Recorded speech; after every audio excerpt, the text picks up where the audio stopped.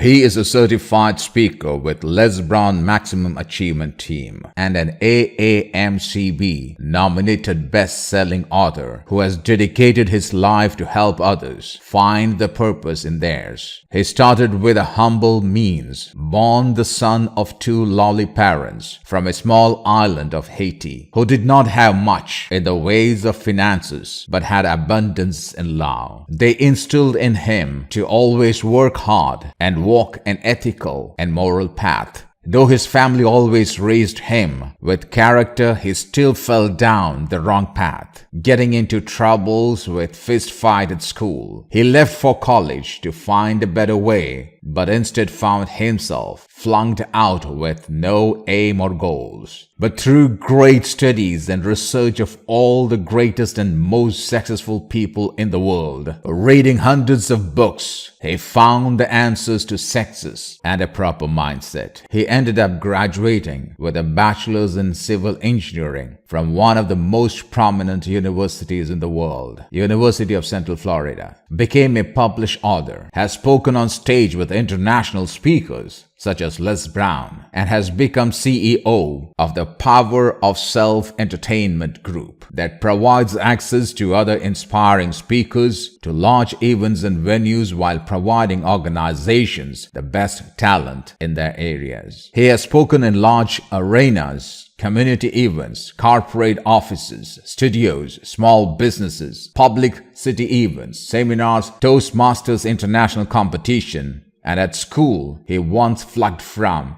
the University of Central Florida. His skills as a speaker are unmatched, mixing stories, comedy, light-heartedness, and passion into every talk he does. Ladies and gentlemen, Rich Fontaine. Hey, this is Rich Fontaine, the CEO for Power Self Entertainment, and I want to thank Farookh for having me on this great show, Ignition, to ask me questions, and that I would love to answer. I appreciate you having me on today. Hey, Rich, thank you, brother. Thank you very much for joining me from the United States. I've been behind you for the last 4 months, and you were too busy with your book. Every time I open my Facebook account, I can see you in the forefront with the red color shade and with your book, everybody holding the book. Thank you very much, and I believe that your book is doing very well. Before we go into the book, you are a Les Brown certified coach trainer. Besides that, you are an AAMBC, which is an American African organization that helps and promotes book authors and those are into that sort of field. So you have been nominated as the best-selling author in that case. And you are from Haiti, all the way from Haiti, coming to the United States and stamping your name behind the book as an author, as a speaker, as a coach. You have been brought up in a very good way in your family, but was that always the silver spoon in your mouth? Or did you start from the very bottom of your life? Because what my audience and what our audience would like to know, that the life is not easy. What we see is success. What we see is the golden spoon, the silver spoon. What we see is the name and the fame. But for sure, when we go and check on the background of those people, we'll understand that they have gone through the deep ditches and then you get up. What is your deepest ditch? Where did you take off? Well, and I'm glad that you asked that, Farookh, because I was telling a friend the other day, you cannot, especially being a speaker, you're unable to relate to the dirt if you've never been in the dirt. Exactly correct. And people resonate usually with me because they can tell, even though I'm positive, I'm full of energy, I'm an upbeat person, that I came from very minimal and humble means. My grandmother brought 7 kids from the small island of Haiti to Brooklyn, New York by herself with no husband, no resources, and no help. And also, she didn't even speak the language. And she raised all 7 kids. And one of those kids, the youngest one, was my father, who raised us in Brooklyn, New York, and Waterbury, Connecticut before we moved to Florida. But no, the means are very minimal. Wore hand-me-down clothing. I was what the kids would call the dirty kid in class. you know, I was that kid. I was the one that was the stinky kid. Okay. Because, you know, we didn't have much. Sometimes we didn't have hot water to take baths. So I would wear these hand-me-down clothes, and I wasn't smelling the best. So my self-esteem around that time was very low and limited. I mean, I actually had a teacher to tell me when I was 14 years old that I would never amount to anything.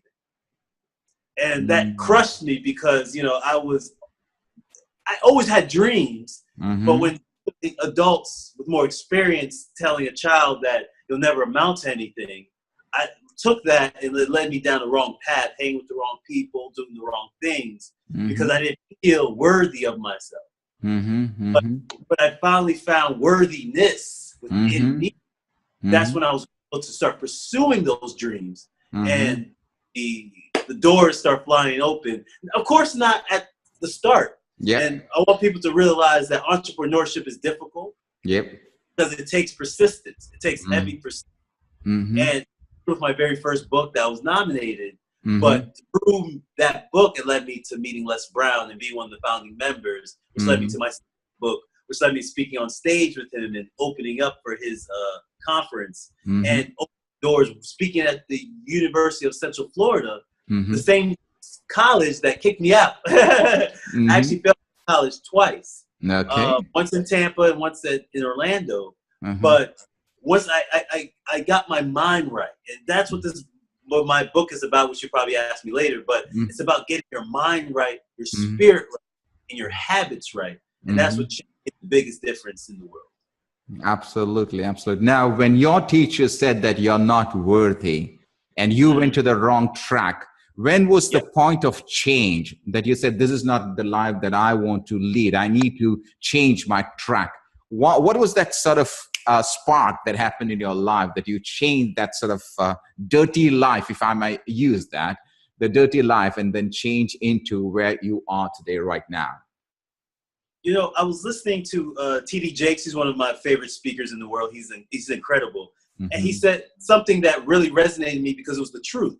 He said, your life will never change until you can look at your old life and see the misery thereof. And that was the click, was when I started looking at my reality, what was going on around me. And I was miserable. Health-wise, I was in the worst shape of my life. I actually looked a lot older. People say I look younger now, my older age, than I did when I was younger, because I was constantly abusing myself. And it was a point where I looked in the mirror and things were just terrible. I didn't have any money. I didn't have a job. I was unemployed. I didn't have the love of my life that I have now. I was driving not the nicest car. And I just looked at my life and I was like, why? This must be something I don't know, because why are other people successful in life and I can't find my success? I can't find happiness first and foremost. And I realized that I was so unhappy. I just needed something. And I remember the day I screamed out into whoever. I remember I was by myself. I was alone in a room, and I said, "What is it? What do you want from me? What am I not doing that I need to be doing? Because obviously I'm not doing something right." It was that like 2 days later, I went to go see my sister, and she handed me a book. And I don't like to say what the book is, because I think people think, "Oh, you read that book, and that's the end all be all," right? But it was the one book that led me on a path of other books, other books, listening to other interviews and listening like interviews from other people, and really understanding what success really meant. And as I started to really study it and understand and act upon it, that's the biggest thing. Not just learn it, act upon it. That's when things started to really manifest in my life. And it took misery, to be honest with you. It really took hitting a rock bottom. And, you know, this is actually very exclusive. I've never told anybody this in an interview. I sat in a cell. I was picked up. I was arrested for DUI. Even though that case was dismissed, everything actually ended up working out. But I remember sitting in the cell like, I don't belong here. I don't belong here. There's nothing in this place that resonates with me. I don't belong here. And that was the major kind of kick that said, you know, I'll never be there again. I'll never life again. I'll never be in that environment again. And once I made the decision and worked my way up, and it's a work in progress, like anything else. I started working my way up into the successes that I'm seeing today, and moreover that I can know that are coming my way. Absolutely, absolutely. So there was a drift for you from the pain to the pleasure.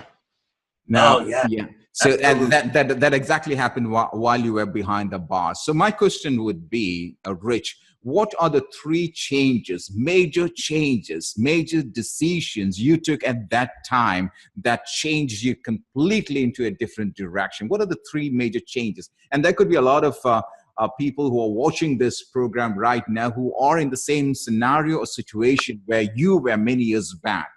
So this is going to help them as well. So what are the three major changes or shift, the decision, the mindset that came in your mind that I need to do this, and you took into action because you said that action is more important than saying? And what are the three actions you took based on the decisions? Well, I did three. I'll say it this way. First, it was three understandings. Then it turned into three actions, right? Truly understand that we live in a three-dimensional world. We live in simultaneously. We're living in three dimensions: the mental, the physical, and the spiritual. And when I started to adapt and revamp and get stronger, like it's like working out, like it's muscle. You have to make that muscle strong. So mentally, I started making myself mentally stronger by reading more books, getting more interviews, getting more concepts, more understanding. I actually started reading books from Plato, Socrates, Michelangelo, Confucius. Why? Because I want to understand wisdom.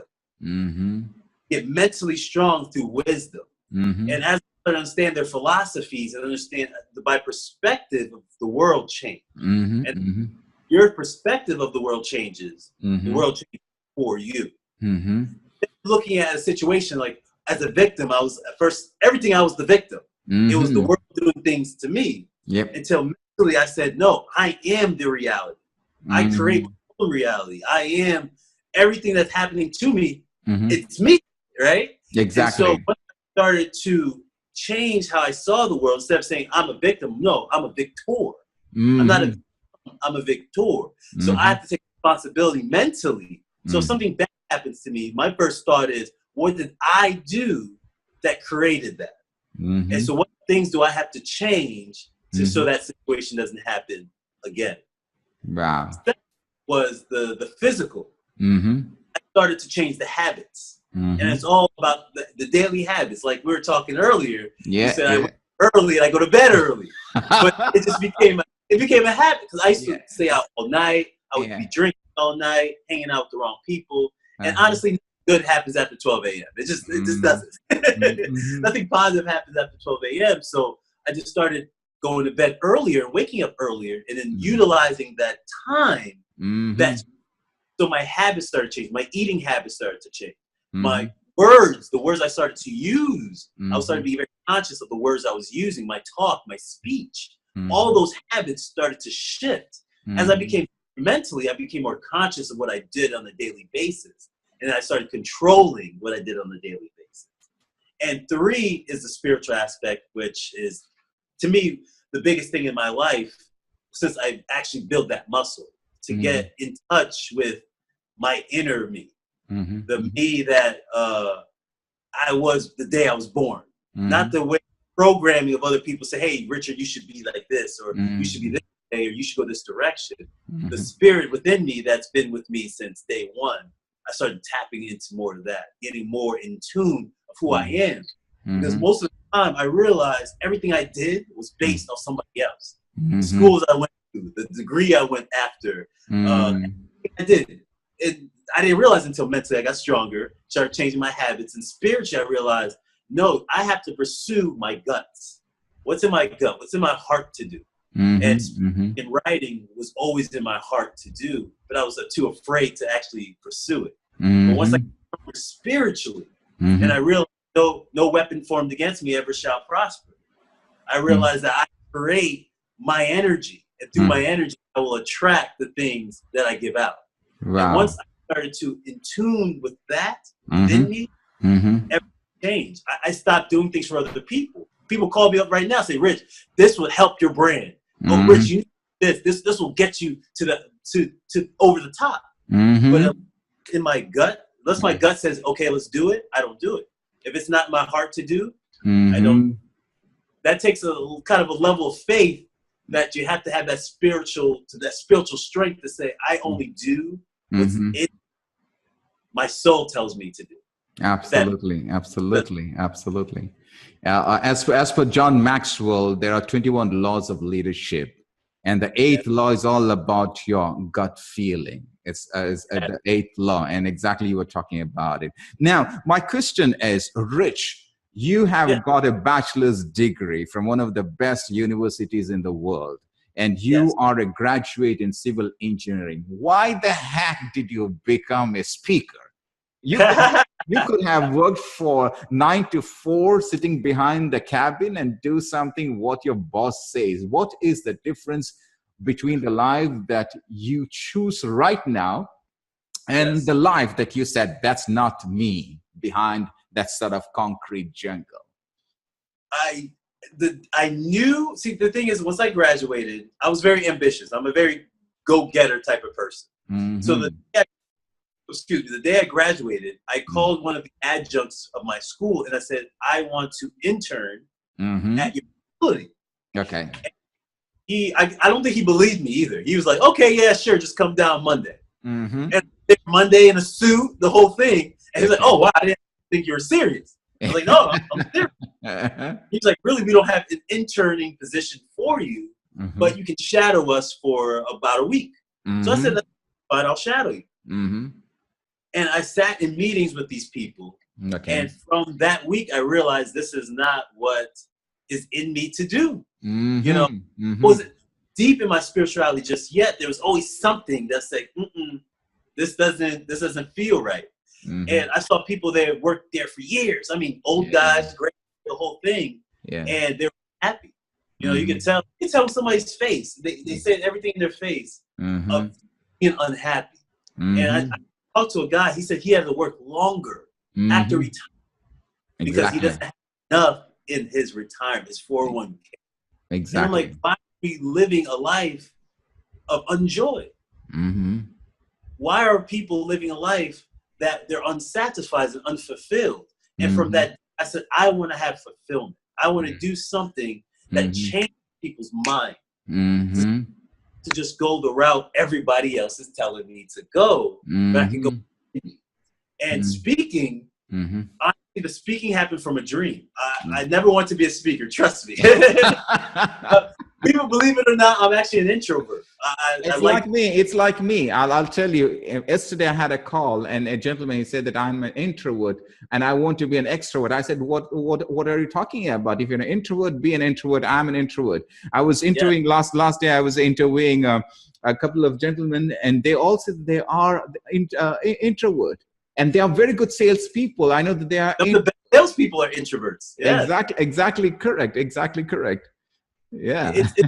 It's just getting over that fear, that blockage to say, well, I want to be in my shell. But if this means enough to you, you will break out of that shell because it means enough to you. And the very first time, like I was to say, sorry, to go back, I had a dream that somebody it was very foggy. It was there behind a glass. Like, you ever see those police movies?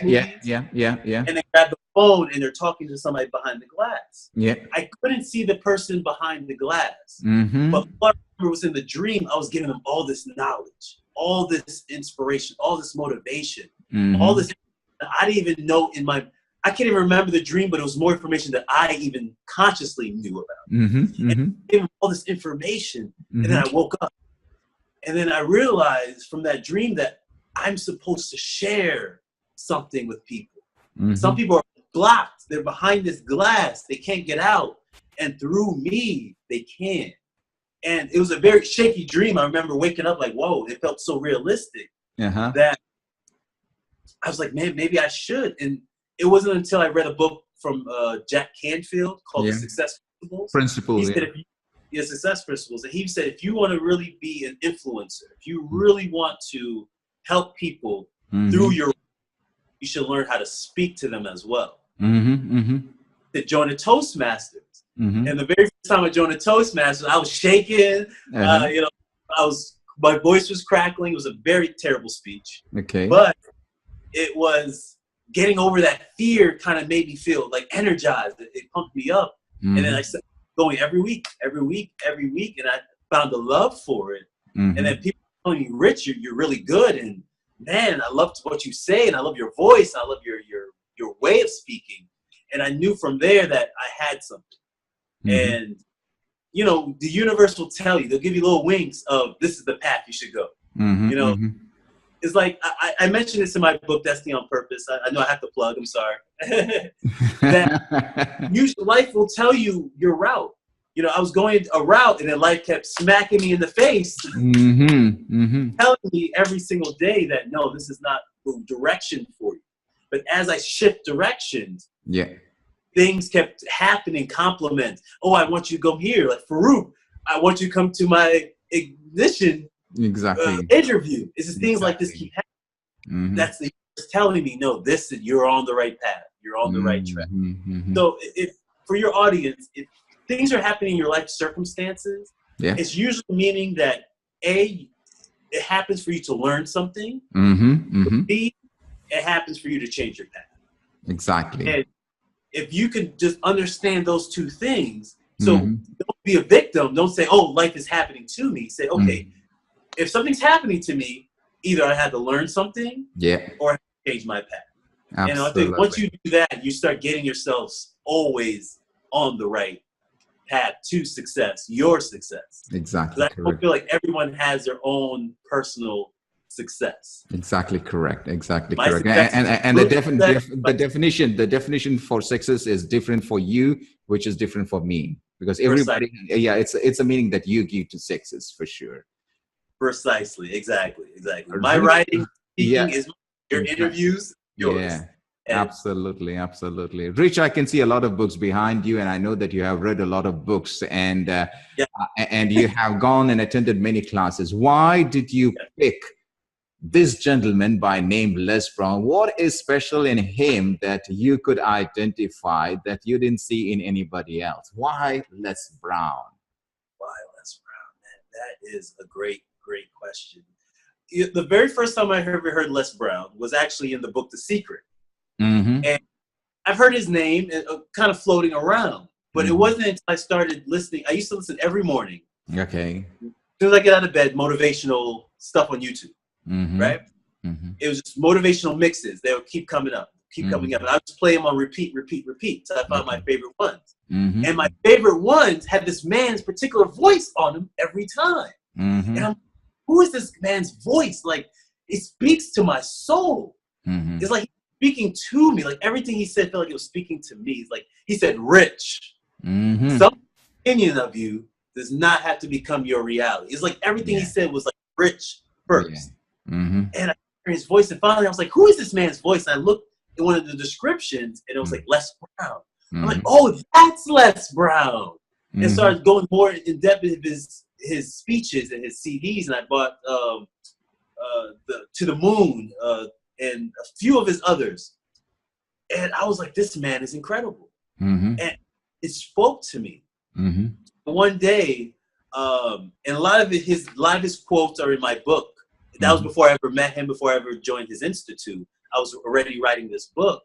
And this is going to sound weird, but this is what I mean about the whole spirituality thing. Is one day I'm driving to the gym, and an idea pops in my mind. I'm clear. My head is clear. I'm not really thinking about anything, but an idea pops in my mind. It said, you should give Les Brown your book. And this was before my book was ever even finished. But something said, he needs to read this book. He needs to know how much you influenced him. And I remember calling my girlfriend at the time. Now she's my fiance. And I told her, hey, you know what? I feel like Les Brown needs to read this book. And she was like, I was like, for some reason, this thought came to my mind. I promise you, Farookh. 2 days later, she called me up. She said, guess what? I said, what? Les Brown is coming into town next month, and I bought tickets. And I guess we're doing this. And I went to the very first time I've ever heard him speak live. My legs started shaking. Stuff in my body was like, cells in my body was like, go with him. This will change your life. Go with him. And I met him. I shook his hand and I said, thank you, sir. You changed my life. And he was so humble and he was so kind. And he said, you know, you live in Florida. I was like, yes, I live in Florida. He's like, I live in Florida too. I was like, that's convenient. And it just kind of worked out. And he told me about his institute. Yeah. And he said, just starting this institute. It's brand new. I want you to be a member. And I signed up that day. And then from there, it just kind of, it trickles effect. It just kind of domino effect into what we're doing now. And for me to open up for him on stage was like, it was a dream come true. It was truly a dream come true because it's something that ever since I got into speaking, I was like, man, he was my idol. Like, there's idols I have is Les Brown, T.D. Jakes, Eric Thomas, Tony Robbins, Jack Canfield. Those are kind of like my guys.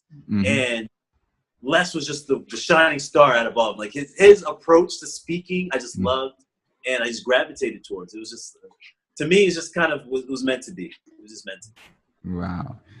Rich, there are a lot of speakers, motivational speakers, if I put it that way. There are a lot of motivational speakers in your area, especially in Florida, in other parts of US as well. Why would somebody come to you? What is your unique selling proposition or unique selling point? Why should I spend or why should I invest in you?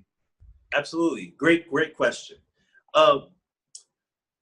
Most speakers, well, I'll say it like this. Who I am, I'm the purposeful consultant. I can help you find your purpose in your personal life, in your business, in your career, in your health, and in your relationships. What I've noticed in my journey is I jumped into things without a purpose, without a why, without a reason. Great Napoleon Hill said, the starting point of all achievement is purpose. If you see the greatest achievers in our earth, on our planet, had a purpose for what they were doing. They had a why, they had a reason. Michael Jordan didn't just pick up a basketball because he thought it was cool. Basketball because it was first in him to do, and he was cut at his first high school team. What made him want to work even harder? It was that chip on his shoulder. If anybody saw his inauguration speech to the Hall of Fame, he was drilling out the coach that cut him. He still has that. He's 50-something years old, and that chip is still on his shoulder. It was I had to prove him wrong. So I'm the greatest sports athlete of all time, just to prove him wrong. It's that type of fire, that type of why, that gives purpose. I feel like most, even consultants and coaches, not dissing anyone, jump into the business because it seems glamorous. It seems cool. They don't go with the purpose. My purpose was to share the information that changed my life, that I was blessed enough to receive so I can. And also, I've been to tons of seminars, listened to tons of speakers, tons of books. Most speakers talk about the physical aspects, the hustle, the grind, the financials, or jump into real estate, jump into stock, all the physical aspects. But yet don't talk about the spiritual and the mental. And most spiritual guys that speak, or women that speak about spirituality, are just spirituality. Because they're not talking about finances or the physical things you have to do. I realize it's a three-dimensional thing. You cannot have one without the other. And one affects the other. So if you're mentally weak or not mentally strong, or you have mental diseases, I should say, they will block your finances. They will block your relationship. So I've seen people have millions of dollars. I've been in seminars. They've told me the story. Have millions of dollars and lose it all just because they didn't have that spiritual aspect within them. They're always missing something. Or I met a guy that he made $1 million, I think, in stock. That he got sick. Health. He had to spend all of his money, thousands upon thousands of dollars, just to remedy his health. So he had the money, but didn't even have the chance to enjoy it. Because one affects the other. you have to have all three. And this is what my book, Destiny on Purpose, is about. How to have all three. Because once you have all three, you're aligned. You're even keel, you're balanced. And that's when you can enjoy your finances, enjoy your health, enjoy your life, enjoy your business, and enjoy everything. Because even with my career, I love my career, but if I still take time for family, because that's a big part of my overall happiness. If my marriage is not okay, trust me, it will affect my business. Exactly. So people don't realize that. They're like, oh, my business is going great, but my marriage is terrible. It will affect the business. Trust me. So you have to have all even spectrum. And that's the type of information I want to give to people. Which most speakers, even the top speakers, do not tell them. Don't talk about it. They don't give that information. So they're only giving you 1/3. So Farookh, if I owed you $100 and I only give you 1/3 of it, you think you would want your money, right? You would say, hey, Rich, no, I want all of my money. But no, I'm going to give you 1/3. That should be good enough. No, you need all 100% of your money. So what I give is not just 1/3 of the information you need. I get the whole 360 around that. Wow. Wow. So when somebody is asking you, Rich, who are you? Is your answer, I'm a speaker, I'm an author, I'm a trainer, or is it I am a purposeful consultant? Which one comes in the front? Purposeful consultant. I think that's the first and foremost. Speaker, I can't speak. I am a speaker, but I don't like to be in a box. I like to me, when somebody asks me, who are you? I say, I'm a creator. I create moments through my speeches. I create life-changing opportunities through my books. I create life-changing prospects and perspective through my courses. So I am a life changer through creation, but through purpose. Because the most things I love to talk about is, if you came to me and asked me, Rich, what can I do to increase my finances? My very first question would be like, why? Why do you increase your finances? What is your purpose to increase? And once you increase your finances, what is your purpose with the finances? See, we want money, or we want health, we want marriages, we want relationships, but no reason why behind it.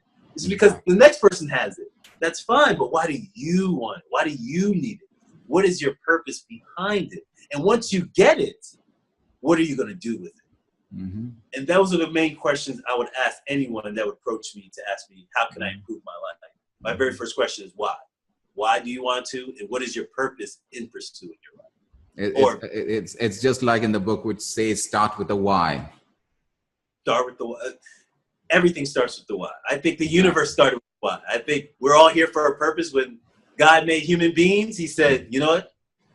I know why I'm making this species. And there it is. There it is. Absolutely, absolutely. Now, you're being a speaker, you're being a trainer, you're being a coach, you're being a reader. Why did you become an author? This is a funny story. I've actually been writing. Now, don't say that you saw that in a dream again. No. This one wasn't in a dream. But I've actually been writing since I was 8 years old. Okay. I've been reading and writing since I was a very young age. The very first book I've ever written, I was 10 years old. Wow. I wrote it in class, and one of my teachers saw my notebook because he saw I wasn't paying attention to the lesson. And he grabbed it. He's like, "What is this?" And I said, "Well, I'm writing a book." And he was like, "This was Goosebumps at the time. Maybe your audience know that age. Goosebumps was very big, so those kids, scary stories were really big at the time. So I wrote my very first little kid scary stories called The Haunted House, and 4 kids that travel to a haunted house. And he read it, and he was like, "This is actually, for a 10-year-old, pretty decent." And said, I want you to finish it and read it in front of the class. I said, I'll finish it, but I'm not going to read it in front of the class. And he said, all right, you know what? I'll do it. Okay. And he read it in front of the whole entire class. Wow. And they gave me a standing ovation. And that's one of those moments that stick with you. And I knew from there I was a writer. And I took writing courses in high school. I love writing. I write more than I speak. I started writing before I ever spoke a word. Okay. Because writing is just in me to do. I love telling stories. I actually have a book for kids coming out at the end of the year called The Nerd Who Saved the Universe. because I love writing, and then more fiction writing before I even did nonfiction.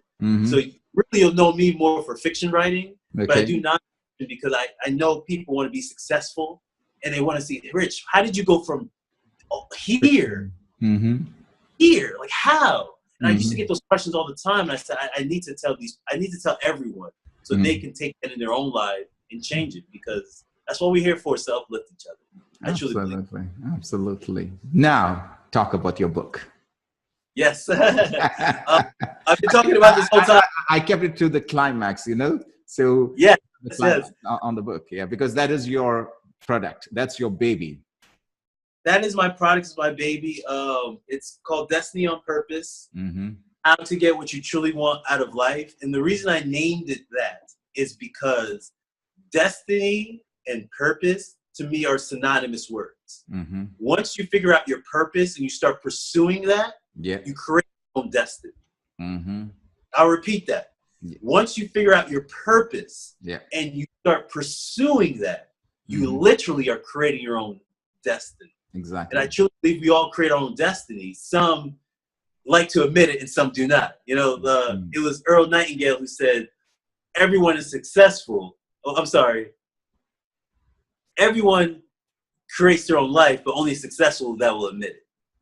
Because we all do, through our words, through our actions, through our speech, through our purpose. Sometimes we have negative purposes.